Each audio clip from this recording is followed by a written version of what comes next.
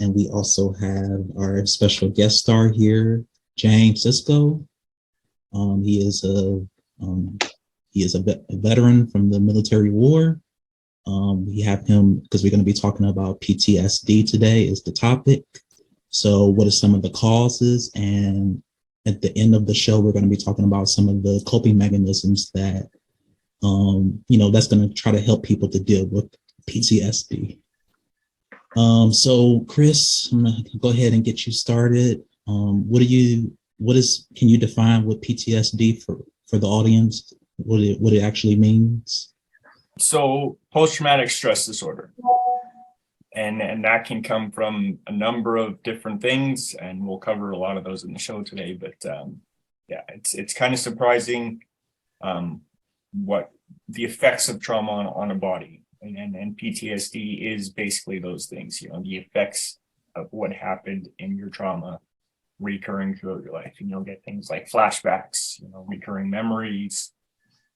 For people in combat, it can be quite severe where you literally go back to the actual point of your trauma in your mind. And that can be absolutely terrifying when you're in the real world and dealing with real life things. And from personal experience, this can happen with, other kinds of trauma as well, like childhood trauma.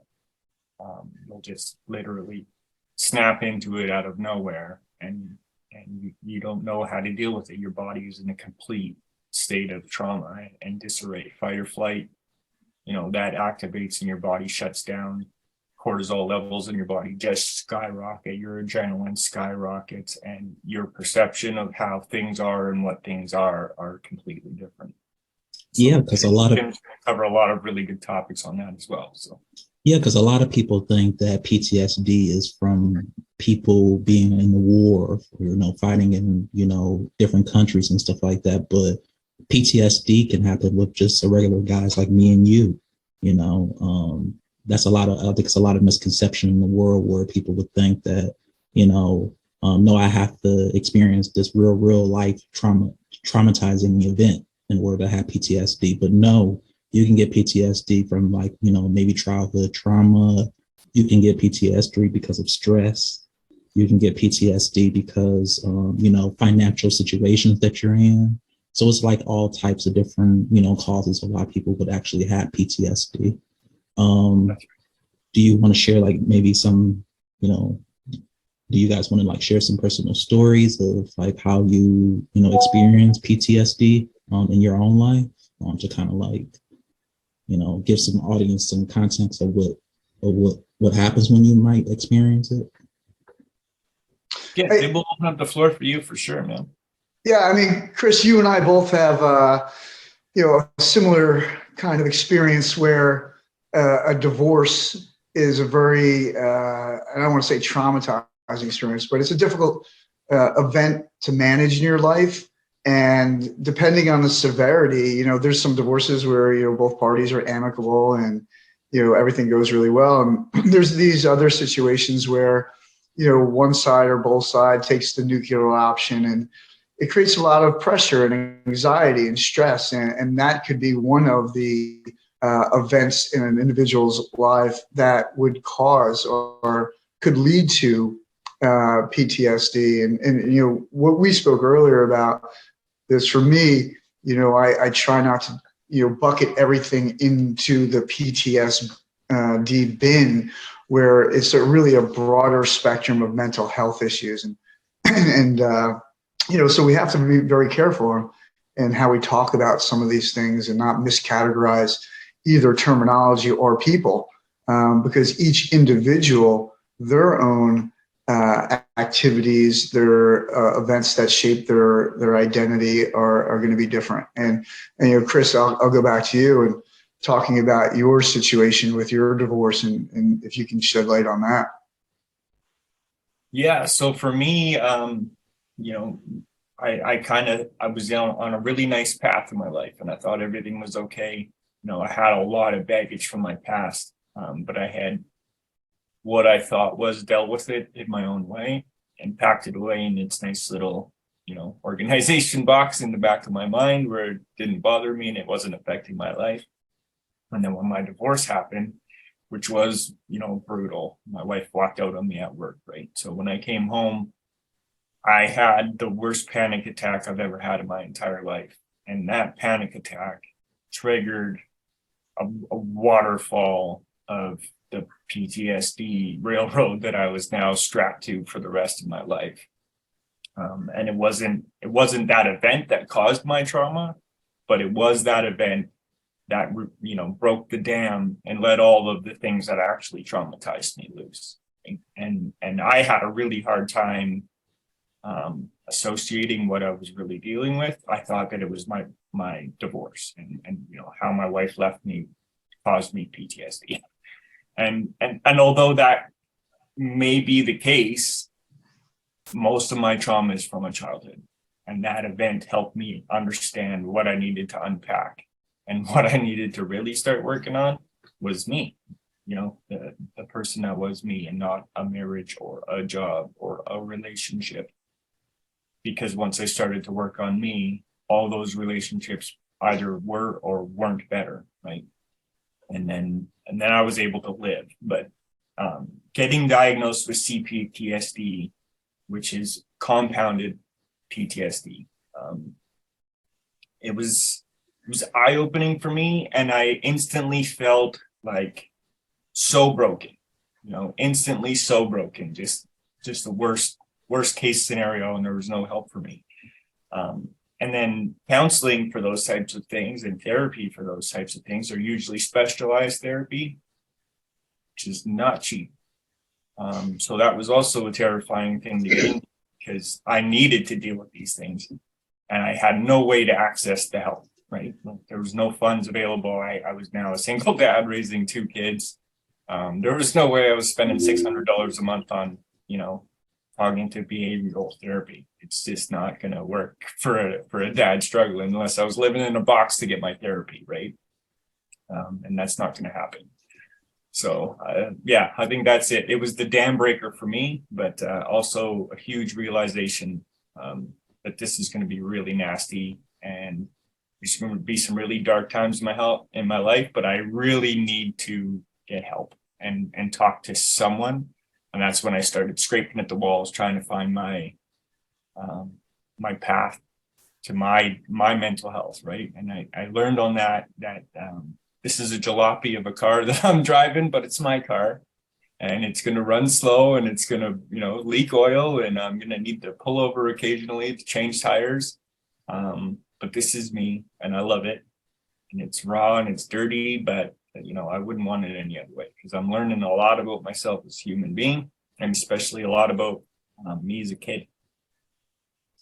Yeah, and I to kind of go off my experience of having PTSD. I think the first time, witnessing a death in the family, when you're 5 years old and you come down there and your grandma is not moving, that kind of triggers something in you that you get this intense feeling, you're scared as a kid. You don't really know how to respond to that. That personally happened to me, where I walked downstairs, my grandma wasn't responding when I was younger. And so I had to go to my mom because, she would know what to do. She called 911. But I still, to this day, kind of have images of that playing in my mind, where you see this lifeless body, just still, and you don't know how to respond or react in that moment. That's terrifying as a kid. You know what I mean?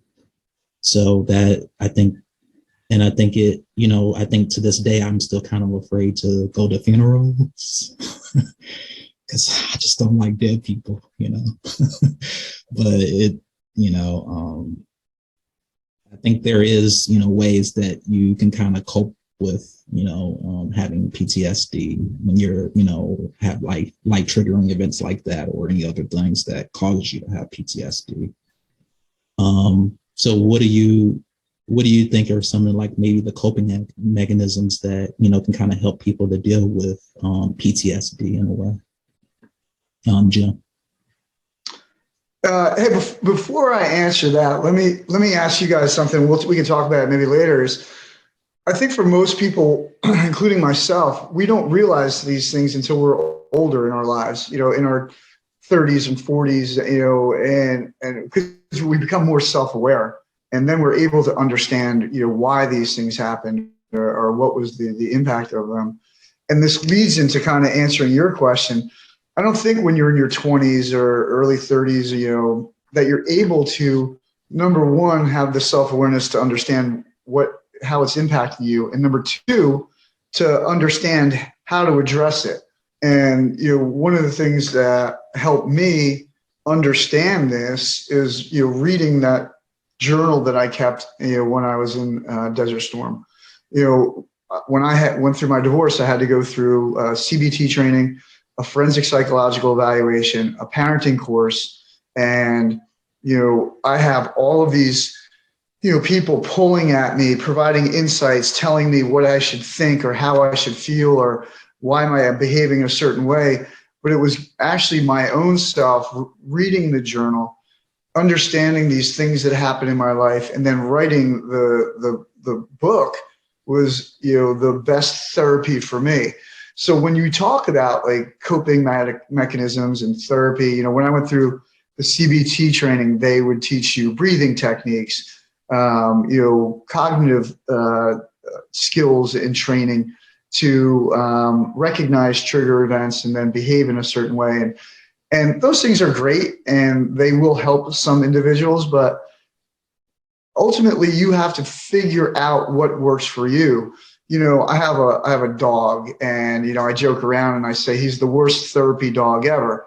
I'm the one who's always going up to him, petting him, and I'm like, where the hell are you? I'm like, I'm over here like kind of down and depressed, and he's looking at me. You want to play ball? I'm like, no, I want you to come over.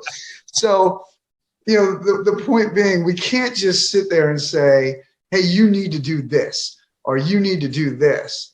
It doesn't work in that way, because what works for Chris might not work for me. And it's really having the understanding of yourself, and number one, but number two, the recognition to say, I'm going to change this, and I'm going to work on this. And Chris, I bet this will resonate. That's the hardest thing, because you can't take 40 years of behavior. You can't take 30 years of learned behavior and developing your worldviews and your logics of appropriateness and change them overnight. Yeah. I grew up in New Jersey. You say something about somebody's mama, you get punched in the face. That behavior is not going to work for me in today's society, although I wish it would. Nailed it. You nailed it. But that's a thing that I am struggling with, dealing with my children, right? I have two kids, 8 and 11, and trying to raise them in this world, learning about my new brain and my new self. After literally, like I'm a reborn human at, I was maybe 37 when I really, really became myself, my authentic, genuine self, who loves and is kind and compassionate. For most of my life, I was angry. I was fighting back, but I was also in fight or flight mode, and I had no clue. That was just how I operated. That was my normal operating function all the time, man, because I grew up in a really abusive household where my brother was literally hovering over me, waiting to fucking nitpick at me all the time, right? And if I stepped out of line, I was getting whooped, and that changed into me fighting everywhere that I went. I was fighting my entire life from 8 to 15. I think I fought just about every day at school, which is substantial. That's a lot of fucking scraps. Because I thought I was an angry person, but I was just reacting in a really bad way to what I was dealing with, And that's when I was like, okay, maybe I'm not an angry person. And I actually have a tattoo on me that's Chinese writing, and it says peace and love. And at that point in my life, I was the most angry person I had ever met. I was ready to drop hands at any second and scrap with just about anybody on the street. And for some reason, I got that tattoo when I was like 19 years old. And I never understood why, right? But that was my genuine self, and I didn't know it at the time, but my subconscious came through and paid for a tattoo when I was in the state of arousal. And now every day I look at that when I'm combing my hair and I'm playing with my mustache, you know, it's on my arm all the time, peace and love, because that's who I am, man. Genuinely, that's all I am, you know, from my core. And all of that trauma and all that baggage and shit that I was carrying for years changed me into a much different person. So the tattoos represent that, you know, that's kind of like coping mechanisms of how to deal with life when things are getting hard. Is that would you say that? Well, when the younger me, yeah, I used to try to answer these problems with tattoos. I have a lot of tattoos on me that are representative of a moment in my life, you know, when I was trying to heal or change myself. But now they are vivid reminders of things that I need to work on in myself, which is kind of crazy. You know, back when I was 17, I was too ignorant to understand what I was going through. So I was just, you know, putting on the sticker for later so I could remember when to deal with it, you know? And it's funny because I have a lot of tattoos that are representative of that. And, and like I have a never again tattoo on my wrist for suicide, and I have knuckle dusters on the back of my hand because I was always fighting. You know, it's so weird. I have lone wolf tattooed on the inside of my arm. And back then I had tons of friends. I had a massive group following. I was, you know, I was the center of the fucking party all the time. But I was lonely. I was completely alone in that group of people because, you know, I was lying to them and I was masking all the time. And that's something that I learned from my PTSD, was that I was really just a messed up little kid inside, and I was struggling to fit in with a group of adults, you know, all the time. I was faking it.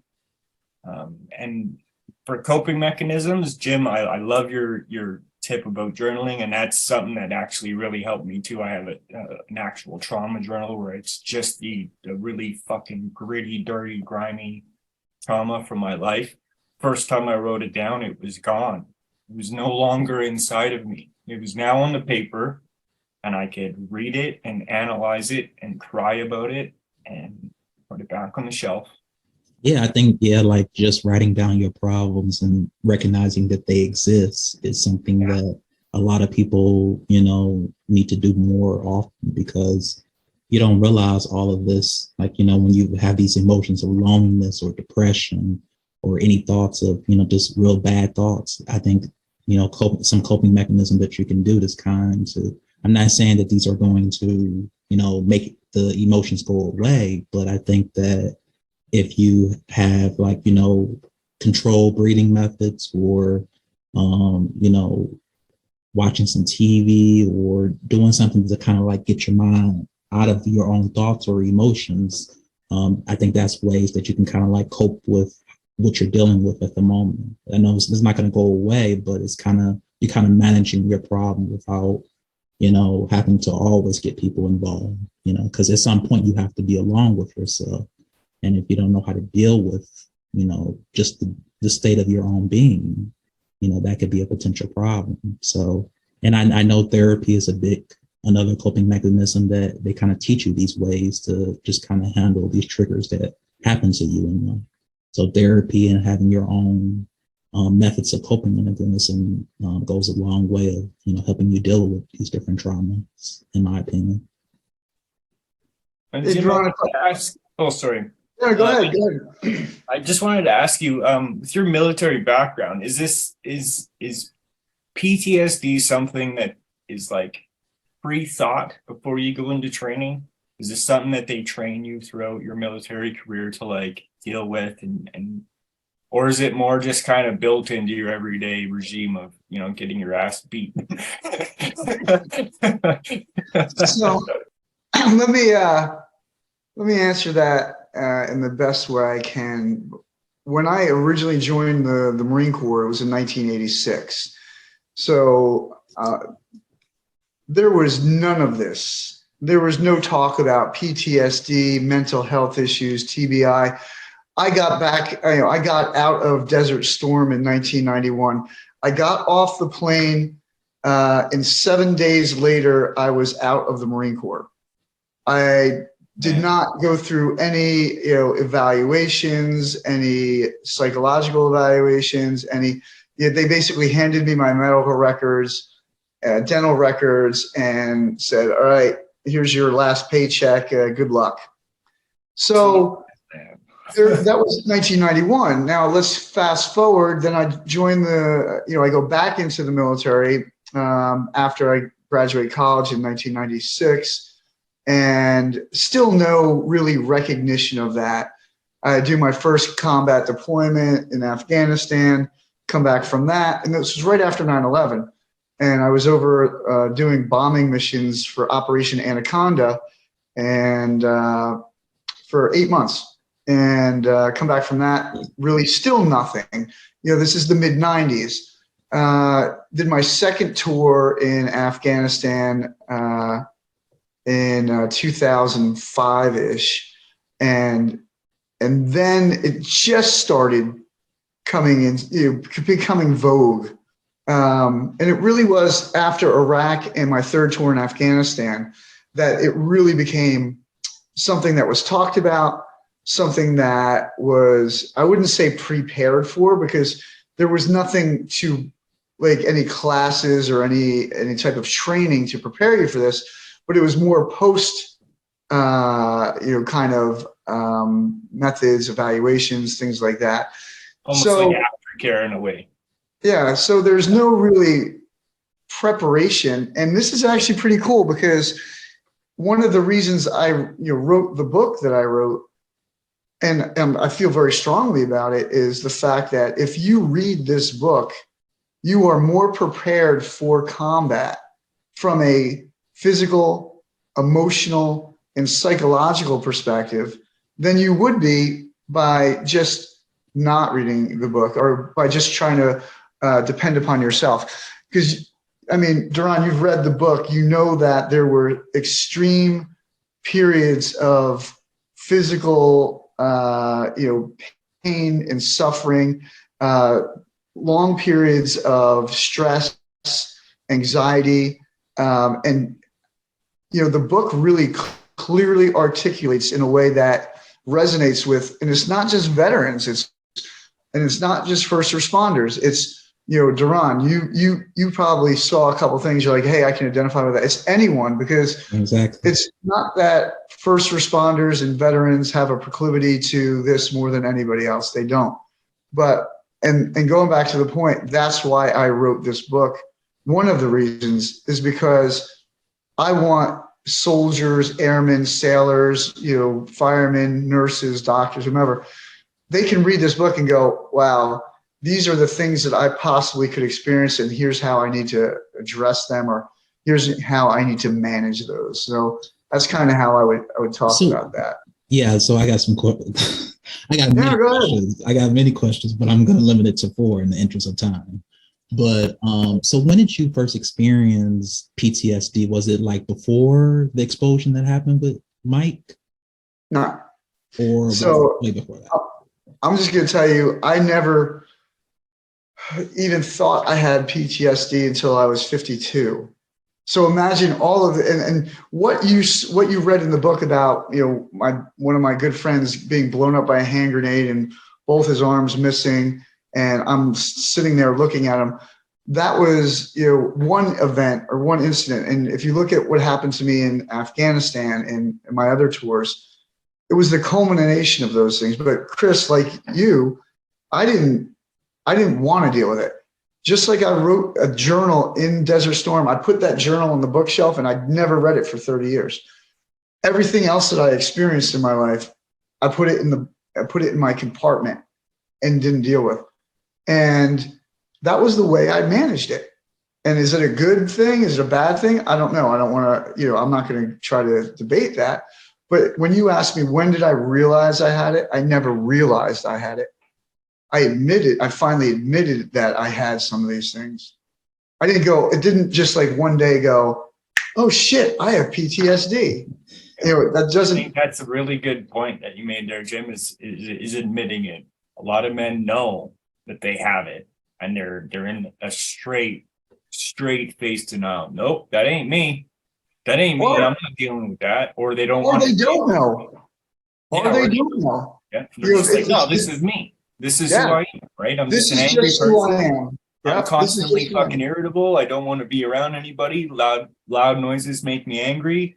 I want to hide in the dark. This is not typical normal human behavior. And if you're experiencing these things and you're in a state of normalcy, I really suggest to reach out, because it's not a good place to be for you, especially if you're in those dark times, because it doesn't take much to tip the scales in the negative favor, right? I mean, and here I am with a medical evaluation from the VA for PTSD, have gone through a forensic psychological evaluation, gone through CBT training, wrote this book, done many things, and I still question it. I still question, is this, like you said, is this just normal behavior, or is this PTSD, or is this, now there's some things that I can tell you for sure that I know I have symptoms. I know that my memory and some of my cognitive skills have been impacted by this. I understand those things, and it's very frustrating for me. So there are certain things you can attribute to this, but once again, it's for every individual, differs. And going back to answer the question, I didn't realize it until I was in my 50s, and maybe that's because of my growth as a man, or maybe it was because of the divorce that I was forced to look at things through a different lens. You don't know, and I would say it varies for each individual. Okay, so it's another question I want to ask you. So take me back to that day when you heard the explosion, when the grenade fell between him, and you came running back over there. What was like, take the audience members like inside of your mind. What was you experiencing on that particular day when that explosion happened? Okay, so let me read the book.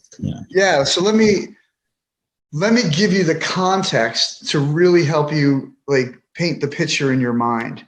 So imagine that we have been in Saudi Arabia now for almost 5 months. We are building up to go to war.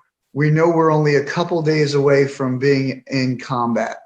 And at the time, Saddam's army was huge, thousands of tanks, hundreds of thousands of troops. They had nerve gas. They had, all of these chemical weapons. They had just fought a war in Iran. And so we were afraid.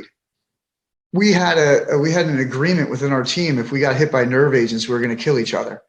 Then, aside from suffer the catastrophic damage that you could get from that. So, imagine now, all these 5 months of stress and anxiety and constantly working and digging holes and all that shit. Now, we go on to our first mission with inside Kuwait, and we come off of mission, and there's this huge euphoria, this adrenaline rush. You just did a mission, and you're sitting around, and I was sitting in a group with like Mike and 4 of our friends, and we're coming off this high, and we're eating, we're reading mail, and this guy Lance Corporal Stroud says, "Hey, Corporal Cisco, can you help me with the radio?" In typical fashion, we're busting each other's balls. I'm like, "Hey, fuck you! What are you, a retard? Do it yourself." That was and all the guys, yeah, and all the guys start laughing. "Hey, what are you, a retard?" And Mike looks over at me and he goes, "Bad dog." And I was like, yeah, that was kind of fucked up. So I go and I walk over and I start helping Stroud with the radio. I was only over there for maybe a minute, if that. And that's when I heard this huge explosion. I come running to where the explosion was, which was where I was just sitting. And I am standing in front of Mike. I mean, you close your eyes and imagine this. I'm standing in front of him, maybe 3 feet from him. Both of his arms are gone. And if anybody's seen when a hand grenade goes off, there's so much intense heat. It's not a lot of blood. It's not like the movies. It's not like blood and guts everywhere. It's burned, and his face was black, and his arms were gone, and his chest was kind of opened up, and his leg was just hanging there, and there was this smell of gunpowder and burnt flesh, and I just looked at him, and he looked up at me, and his head just dropped down. And my first reaction is as a friend of his for years, and somebody who was in special forces, and we've been trained on doing IVs and trachs and things like that. And I just looked at him and I was like, there was nothing I could do.